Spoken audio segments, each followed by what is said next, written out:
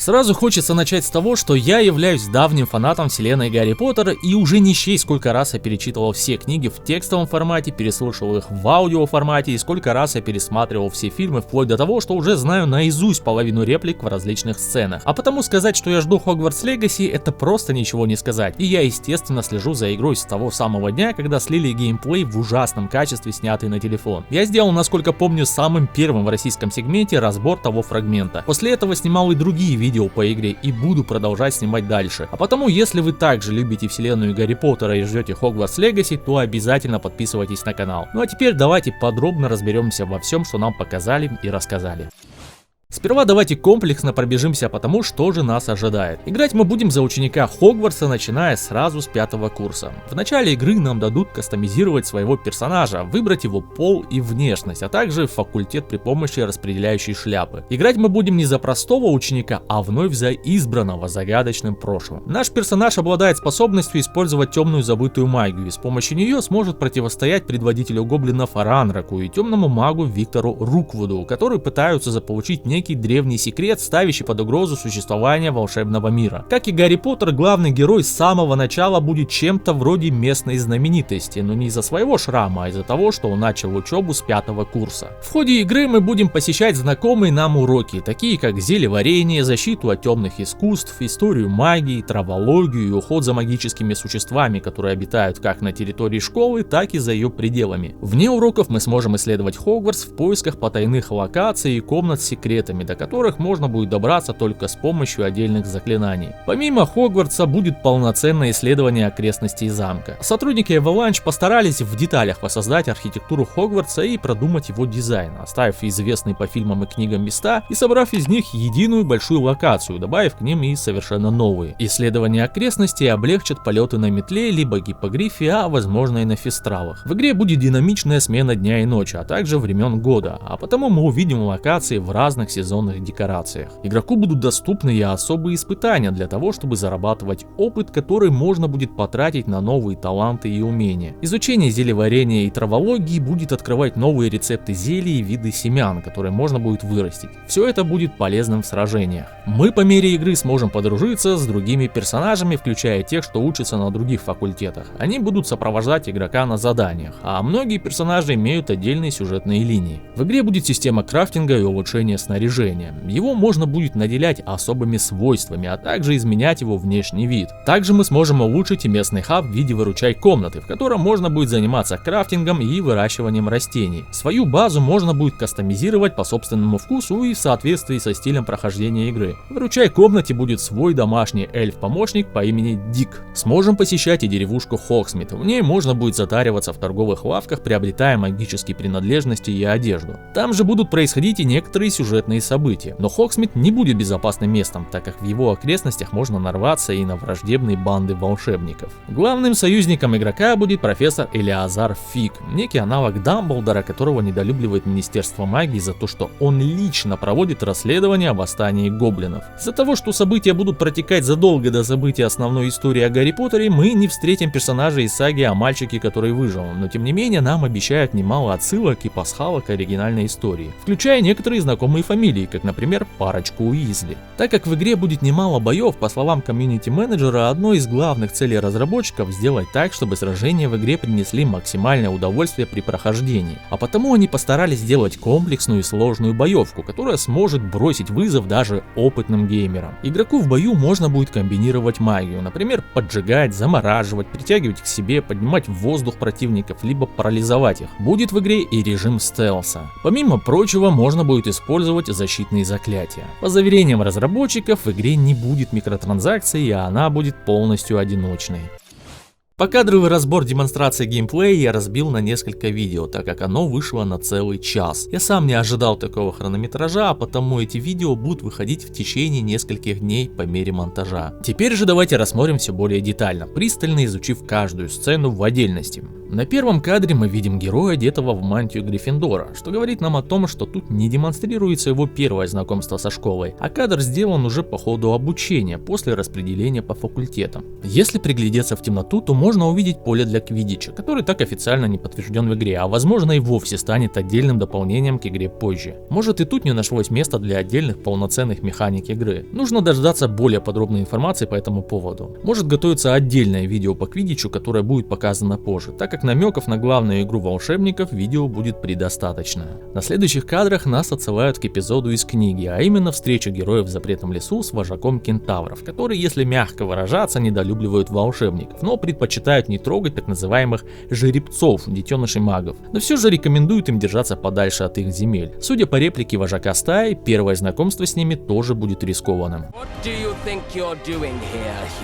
Дальше нам показывают, как тролли разрушают здание и готовятся напасть на главного героя. Тут хочется заострить ваше внимание на светящихся красным цветом глазах монстров. Это явление мы увидим еще не раз, а также диктор в ролике нам практически даст объяснение этого. В общем кадре замка Хогвартс можно увидеть внутренний двор, а также совятник, который в соответствии с книгами, а не фильмами, расположен в отдельной башне неподалеку от замка. Хоть визуальный стиль всей игры и повзаимствован именно из фильмов, некоторые вещи придерживаются книжного канона. Тут же видно и теплицы, в которых проходят уроки по травологии. На следующем кадре наш герой идет в сторону Хогвартса, и хочется отметить прекрасную физику развивающейся мантии. Сделать ткань в игре довольно сложно, таким образом, чтобы объекты, которые с ней контактируют, не проходили сквозь нее. Но тут мы видим, что ноги не пронзают ее, а сама же мантия плавно стелится по ногам. В кадре присутствует и знаменитый мост, который в будущем взорвут в битве за замок. На этом же мосту была одна из самых любимых фанатами сцен – беседы Гарри с профессором Люпином. Знаковое место для поклонников франшизы. Тут нам показывают довольно пустынное помещение замка, и акцент делается на устаревших версиях гербов факультетов школы. Хочется обратить внимание на проработанную анимацию героя при спуске по лестнице. Персонаж при движении чувствует каждую ступеньку и движется в соответствии с тем, как это должно происходить. Приятно, что этому уделили внимание. Вот эта сцена довольно любопытная. Наш герой прикасается к чему-то вроде жидкого зеркала, после чего оно переносит персонажа и его наставника в другое место, к стене, похожей на вход в косой переулок. В момент показа этого действия рассказчик говорит о некой могущественной древней магии. На противоположной стороне этой арки, которая похожа на портал, узнается знакомая обстановка главного замка в банке Гринготts. Похоже, что эти зеркала действительно не что иное, как порталы в другие области игрового мира. На следующем кадре нам показывают множество подобных арок, а герои стоят над чем-то сильно напоминающим карту местности. В арках виднеются очертания различных мест, и похоже, это и правда порталы, и возможно из этого места мы сможем быстро посещать отдельные труднодоступные далекие локации, как например косой переулок. Тут нам показывают одного из наших главных противников, гоблина Ранрока, лидера повстанцев. О восстаниях гоблинов в книгах упоминалось не раз, и в период одного из поздних восстаний нам придется очутиться.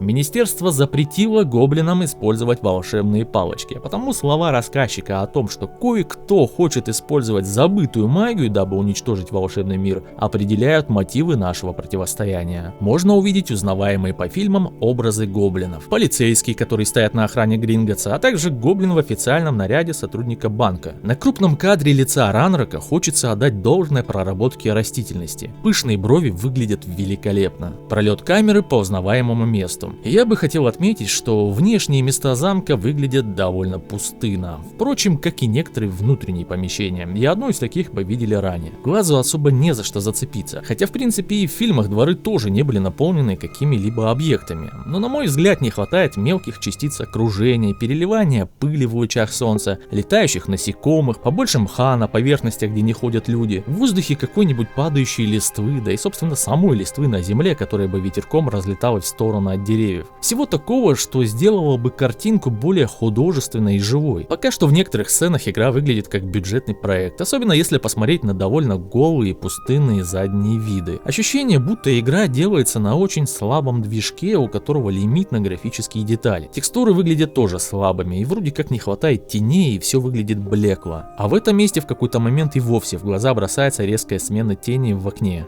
И это явно является графическим артефактом, и такого не должно быть. Сошлемся пока что на предупреждение в трейлере, что демонстрация не является финальной, а игра еще в работе, а на ПК можно будет значительно потянуть картинку, так как если посмотреть на эту дверь, детализация и графика выглядят очень устаревшими. А вот что касается этой сцены в большом зале перед церемонией распределения по факультетам, то тут все очень хорошо. И по наполнению объектами этой сцены, и сам графический стиль. Тут и тени, и освещение хорошо проработано, множество мелких деталей в кадре, включая еду на столах и множество свечей под потолком. Количество анимированных персонажей в одном кадре очень высокое, и могу предположить, что это будет одна из самых требовательных к железу сцен в игре. Но и тут не обошлось без небольших недоработок. Если внимательно посмотреть, то можно обратить внимание, что некоторые герои синхронно повторяют анимацию друг за другом. Хоть при большом количестве народа это допустимо, однако, чтобы это так не бросалось в глаза в ходе игры, нужно было позаботиться о том, чтобы герои с одинаковыми анимациями находились дальше друг от дружки. При том, что анимации рандомные и не привязаны к конкретному NPC, так как если этот персонаж тянется к тарелке, то эта девушка просто берет в свои руки пустоту, что выглядит нелепо. Тут же можно заметить и баги анимации, как, например, тут четко заметно резкий рывок девушки, как будто произошел пропуск кадров, и очень хочется верить в то, что к релизу таких огрехов не будет. Тут, кстати, видно статуи талисманов двух факультетов – Орел и Лев, что, конечно же, символизирует как Тевран и Гриффиндор. Судя по всему, в начале зала на таких же стенах другие две статуи от Слизерина и Пуффендуя.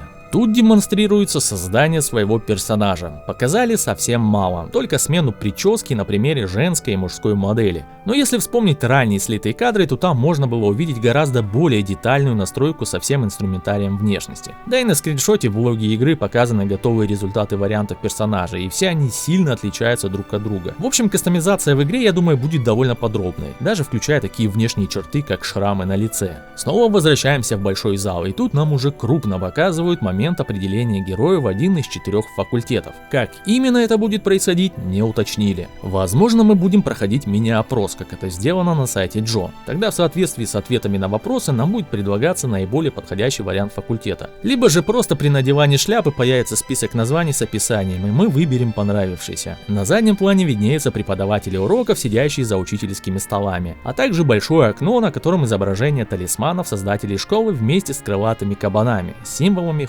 Хогвартса. Статуи таких кабанов мы можем встретить и у входа в замок. При приближении можно прочесть и надписи на латыни, что-то вроде «Правдивое изучение истинной магии». Тут наш персонаж просыпается в спальне Гриффиндора. И первое, о чем я подумал, а где же знаменитые пижамы? Почему игрок в кровати спит в мантии? Я все-таки хотел бы полноценно отыгрывать жизнь и учебу в замке, и такие детали для меня играют роль. Смену ночной и повседневной одежды можно было бы осуществить даже просто коротким потемнением экрана, и уже был бы большой плюс. На заднем плане можно увидеть живую картину, за это однозначно плюс. Но за что минус, так это за ужасного качества лицевую анимацию. Герой тут зевает, но это выглядит как будто бы он корчится от нереальной боли или орет. Комната как Теврана. Тут можно наблюдать беседующую кучку студентов. Интересно, насколько богатым будет разнообразие рандомных реплик, которые мы будем слышать, проходя мимо других учеников. К этому мы еще вернемся. Общая комната Слизерина. Гостиная выглядит точно по книжному описанию с болотно-зеленым цветом, так как их комнаты находятся под черным озером. Общая комната Гриффиндор, и она выглядит наиболее уютной и детализированной. Хотя тут все персонажи на картинах не живут своей жизнью, а выглядят застывшими, как на магловских изображениях. Понятное дело, что и в каноне персонажи в картинах не всегда двигаются, но для полноты ощущений именно в этой сцене не мешало бы пару картин анимировать и оживить. Тут, кстати, снова заметна топорная анимация второстепенного персонажа. Зал пуффендуйцев. И тут можно заметить множество кактусов, а также, кажется, видно Мимбулус Мимблетония. Невил Долгопупс был бы очень доволен. Что-то мне подсказывает, что большинство учеников будут играть роль статистов декораций, создавая массовку, и с ними никак вообще нельзя будет взаимодействовать. Кто-то будет просто слоняться туда-сюда по комнате, а какие-то из персонажей будут кучками создавать видимость какой-либо активности, как тут. Но с некоторыми учениками действительно можно будет и пообщаться, но неясно, в любое время или же по квестам. И тут демонстрируется такое общение с неким аналогом Рона на фоне засыпающего комплекта брони и застывших картин. Насколько будут прописаны диалоги, реплики неизвестно. Так же как неизвестно, будет ли выбор реплик или же будут проигрываться кат-сцены заготовленного общения. По информации от разработчиков, на каждый факультет будет по одному персонажу со своими уникальными способностями и квестовой линейкой, с которыми можно будет подружиться и затем вместе путешествовать. Ну а подавляющее большинство учеников, я думаю, будет просто массовкой декорацией. Тут мы можем увидеть на досках позади героев списки заклинаний, которые мы будем изучать. Я думаю, большинство из них уже очень знакомы фанатам Поттерианы. Второстепенный NPC, как и было обещано, реагирует на нас с особым интересом, спрашивая, мы ли это тот самый новый ученик. Мы же теперь что-то вроде местной знаменитости.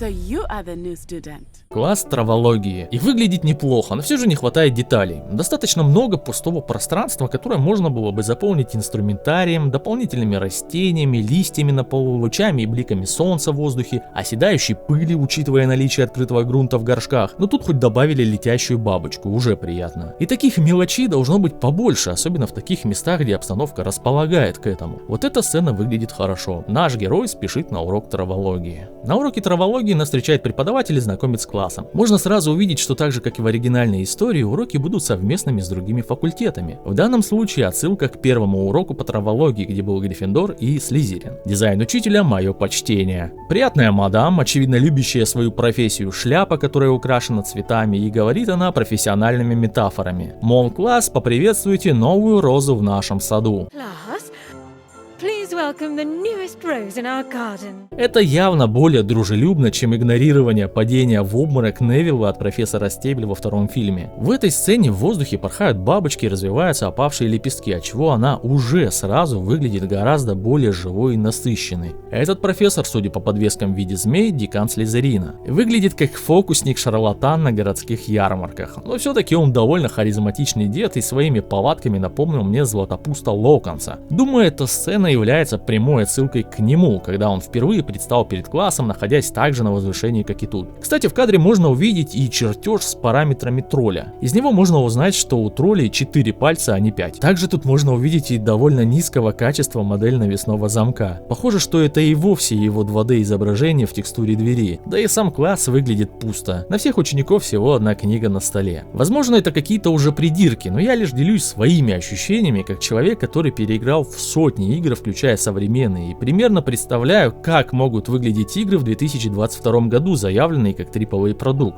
Здесь все выглядит довольно бюджетненько, включая и мертвые лицевые анимации персонажей. Кстати, местный аналог Гермионы Грейнджер, причем ее театральной версии, так же как и во второй части, смотрит с обожанием на учителя, что еще раз подтверждает схожесть со Златопустом. С этого ракурса все выглядит намного лучше. Куча книг, урна, светильник, школьная доска, и сцена сразу оживает. Также понравилась анимация спуска учителя по лестнице. Персонаж четко чувствует каждую ступень. Но, как я понимаю, это конкретно кат-сцена, и было бы странно, если бы тут анимацию плохо проработали. И снова отличная физика мантии развивается в соответствии с движениями персонажа. В этой сцене у меня вновь опасения и вопросы. Поглядите на лица второстепенных героев. Бездушные, безэмоциональные манекены. Пустые мертвые взгляды в пустоту, не моргающими, выпученными глазами. Я очень надеюсь, что над этим еще поработают, так как это точно уровень мобильной игры. Такого быть не должно. Но и опять же отсылка на вторую часть и дуэльный поединок в классе между лидером Слизерина и Гриффиндора. Хотя местный аналог Малфоя не кажется таким говнистым, а вроде бы нормально к нам относится. Он же и будет одним из тех, с кем можно будет затем подружиться и путешествовать вместе. Зовут его Себастьян. Преподаватель дает команду о начале поединка, но сама смотрит вообще в другую сторону. Как будто она вовсе не в этой сцене, а на своей волне. Тоже можно сказать и глядя на этих статистов. Также смотрит не туда, где происходит событие. Этот второстепенный персонаж тоже смотрит в пол, но при этом начинает аплодировать в точности, повторяя анимацию стоящего рядом персонажа, но с небольшим запозданием. Это все нужно править обязательно. Дальше происходит падение нашего соперника, которое снова выглядит как сцена из мобильной игры. Во-первых, эти мультяшные эффекты магии, во-вторых, карикатурное поднятие каких-то листиков в воздух в месте падения. Хорошо, хоть не появилось кружащихся звездочек над головой у слизеринца. Не сказать, что я жду какой-то псевдореализм. Я прекрасно понимаю, что игра ориентирована на все возраста, включая самых маленьких. Тем более, что и разработчики игры известна лишь созданием гоночек по диснеевскому мультику «Тачки». Но все-таки перегибать с мультяшностью, я думаю, не стоило бы. Так как даже в самих фильмах такого и подавно не было, включая первые две части, которые по атмосфере ориентированы на самых юных зрителей. Можно было бы обойтись просто отсутствием крови и мимимишными зверюшками. К элементам мультяшности мы еще вернемся. Тут я предлагаю сделать паузу и продолжить покадровый разбор уже в следующем видео. Обязательно не пропустите его завтра. А потому обязательно подписывайтесь на канал тут и в Телеграме, ставьте лайк этому видео и делитесь им с друзьями. А я напоминаю, что с недавнего времени YouTube полностью отрубил меня от монетизации. Вся работа сейчас держится на чистом энтузиазме. Потому если хочется поддержать меня, то добро пожаловать на мой Бусти. Ссылку оставлю в описании. За поддержку я вам скажу огромное спасибо. Ну а с вами был Дэнни Марс и